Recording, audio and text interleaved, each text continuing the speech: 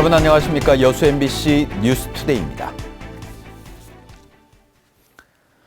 광양 세풍산업단지 진입을 위한 지하차도 개설을 둘러싸고 주민과 해당 기관 사이에 찬반 논란이 일고 있습니다.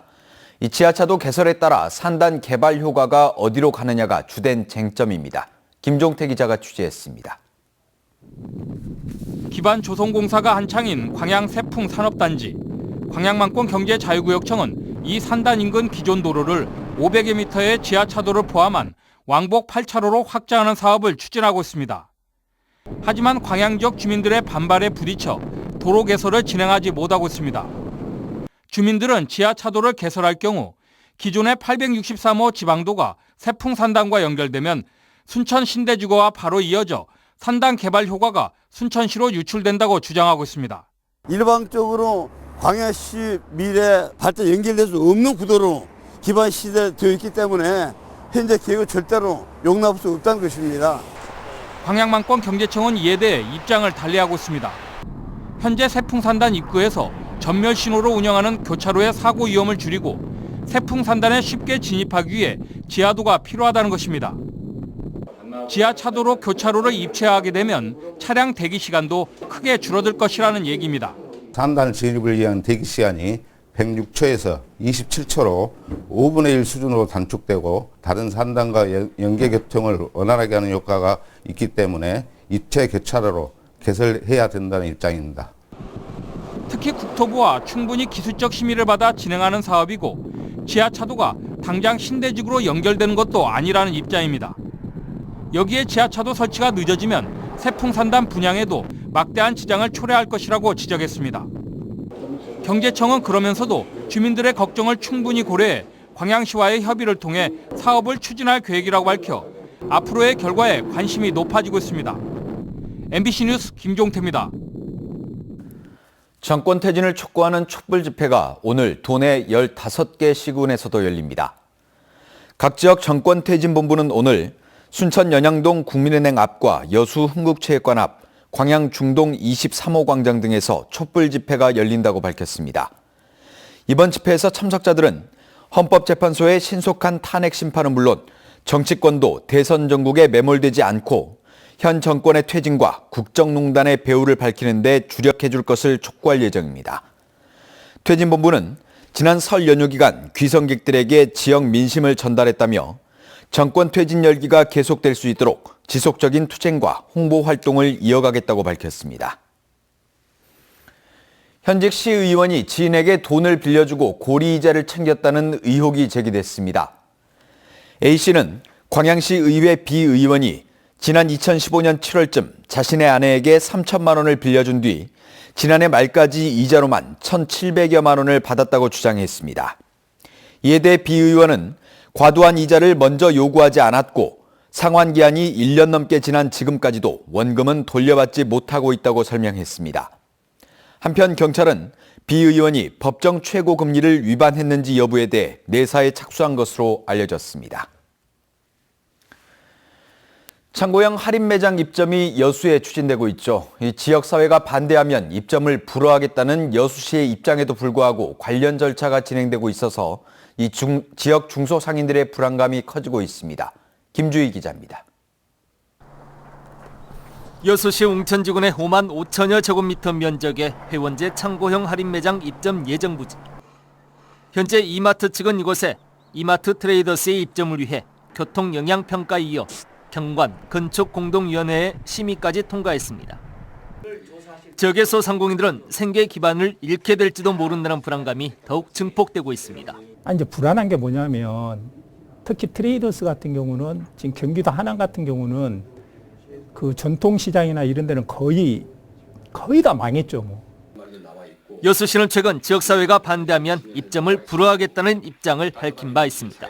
지역의 중소상공인이라든지 하여튼 소상공인들의 보호를 위해서 시민들 다수가 반대하면 허가를 내주지 않겠다 이런 것이 시의 확고한 입장이라는 말씀을 다시 한번 말씀을 드립니다. 여기에 한 발 더 나아가 대규모 점포 입점이 지역 상권에 미치는 영향을 분석하는 관련 용역에도 착수했습니다. 용역에는 대규모 점포 입점이 소상공인들에게 미치는 영향과 함께 피해 업종과 수해 업종 분석 등 내용이 포함될 것으로 보입니다. 여수시와 지역 소상공인들을 중심으로 한 이와 같은 입점 저지 움직임에도 현재 이마트 측은 건축 허가 신청을 준비 중인 것으로 알려지고 있습니다. 때문에 앞으로 여수시가 지역 소상공인 보호라는 명분만으로 건축 허가를 무조건적으로 불허한다면 이마트 측의 행정소송으로 이어질 가능성도 배제할 수 없습니다. 회원제 창고형 할인 매장에 여수 웅천 입점을 추진하고 있는 이마트 측과 이를 저지하려는 여수시를 중심으로 한 지역 소상인들의 힘겨루기는 당분간 불가피할 것으로 전망됩니다. MBC 뉴스 김지우입니다. 여수에서 발생한 양식어류 동사 피해와 관련해 전라남도가 대책 마련에 나섰습니다. 전라남도는 보험에 가입하지 않은 어가 6곳에 대해 피해액을 확정한 뒤 재난지원금을 지급하고 보험 가입어가 9곳에 대해선 수협과의 협의를 거쳐 이달 안에 보험금을 받을 수 있도록 하겠다고 밝혔습니다. 전라남도는 또 보험 특약사항이었던 이상소원을 고소원과 저소원으로 세분화해 어민들의 부담을 완화하겠다고 덧붙였습니다. 한편 여수 지역 양식장에서는 저소원으로 양식어류 49만 5천여 마리가 폐사해 5억 6천만 원의 피해가 발생한 것으로 집계되고 있습니다. 내일부터 일반 주택에도 소방시설 설치가 의무화됩니다. 하지만 설치하지 않을 경우 처벌 규정이 없어 효과는 여전히 미지수입니다. 김진선 기자가 보도합니다. 지난 16일 새벽 서울의 한 5층 다세대 주택에서 불이 났습니다. 20여 명이 건물 안에 있었지만 감지기가 울린 덕분에 모두 빠져나와 인명피해는 없었습니다. 감지기와 소화기는 이제 아파트뿐 아니라 모든 주택에 의무적으로 설치해야 합니다. 전남 도내 일반 주택의 소방시설 설치율은 57%. 전수조사가 아닌 기초생활수급자 등 설치 지원 예산을 기반으로 한 수치여서 실제 설치율은 더욱 낮을 것으로 추정됩니다. 그런 생각도 안 해보고 저런 생각도 안 해보고 조심은 많이 하니까. 경보형 감지기와 소화기는 인터넷과 마트, 철물점 등에서 쉽게 구입할 수 있습니다. 소화기는 세대별로 1개 이상, 10,000원대인 경보형 감지기는 방마다 설치해야 예방 효과를 볼 수 있습니다.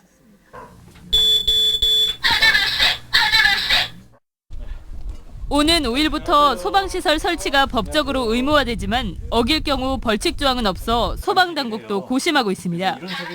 벌칙 조항이 있다 없다를 떠나서 여러분들이 그냥 가정과 생명, 재산과 생명을 위해서 달아주시라고 이렇게 말씀드리고 싶습니다. 지난 3년 동안 전남에서 발생한 주택 화재는 1,200여 건. 31명이 숨졌는데 전체 화재 사망자의 41%로 해마다 주택에서 가장 많은 사망자가 발생하고 있습니다. MBC 뉴스 김진선입니다. 광양시가 행정의 첨단 정보화 기술을 접목시킨 뉴 스마트 도시 건설에 나섭니다. 광양시는 어제 지역 정보화 협의회를 열고 시민들의 불편이 현장에서 해결될 수 있도록 SNS를 적극 활용하는 한편 ICT 신기술을 접목시킨 체험 관광으로 소득을 창출하고 특산품 생산시설 개선에 나서기로 했습니다. 또 광양, 여수, 순천 3개시의 협의를 통해 광역버스 교통망을 구축하고 4대 계곡과 구봉산 전망대 등 11곳에 무선 인터넷을 구축해 지역민들의 편의를 도모할 방침입니다. 고등학교 신입생에 대한 학교 배정 결과가 어제 발표됐습니다. 학생 수가 줄었다고는 하지만 해마다 반복되는 원거리 통학의 문제점은 여전했습니다. 이재원 기자입니다. 광주시 북구에 위치한 한 고등학교. 올해 이 학교에 배정된 신입생들이 찾아왔습니다.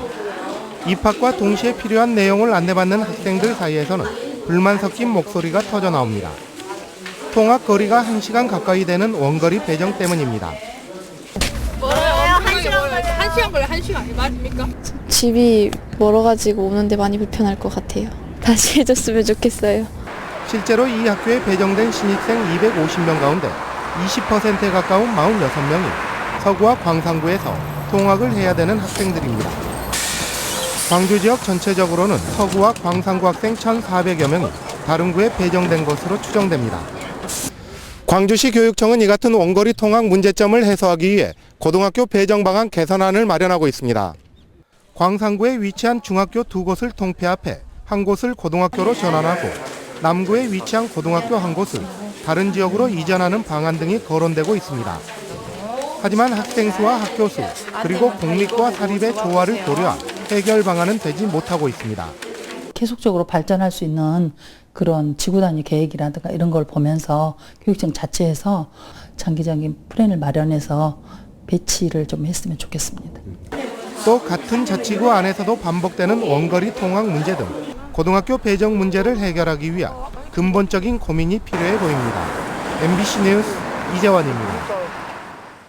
전남대 여수 캠퍼스가 개교 100주년을 맞아 다양한 기념 행사를 준비하고 있습니다. 여수 캠퍼스는 올해 100주년 기념 행사와 함께 다양한 고증자료 전시와 학술대회 개최 등을 통해 대학의 전통과 역할을 부각시킬 예정이며 특히 동참회를 중심으로 간담회를 실시해 대학 현안에 대한 각계각층의 관심을 유도할 계획입니다. 지난 1917년 공립간이수산학교로 출발한 전남대 여수 캠퍼스는 일제강점기 수산자원 침탈을 목적으로 세워졌지만 이후 수산업 특성화학교로 자리 잡으면서 우리나라 수산업 발전에 중요한 역할을 하고 있습니다. 중국이 한국행 전세기 운항을 중단시키면서 도내 중국인 단체 관광객 감소가 우려되는 가운데 전라남도가 대체 관광객 유치를 강화합니다. 전라남도는 오늘부터 나흘 동안 대만 여행사 관계자와 파워블로거 등 10명을 초청해 순천 나간읍성과 곡성 기차마을 등을 둘러보는 팸투어를 진행하고 오는 5월에도 홍콩 언론사 관계자 등을 대상으로 도내 주요 관광지를 홍보하기로 했습니다. 전라남도는 또 다음 달 베트남 하노이에서 현지 여행사를 대상으로 관광 설명회를 개최하는 한편 같은 달 말레이시아에서 열리는 국제관광박람회에서도 홍보관을 운영할 계획입니다.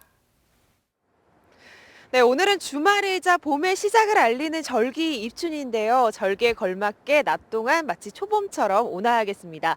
다만 전국에 비나 눈 소식이 있는데요.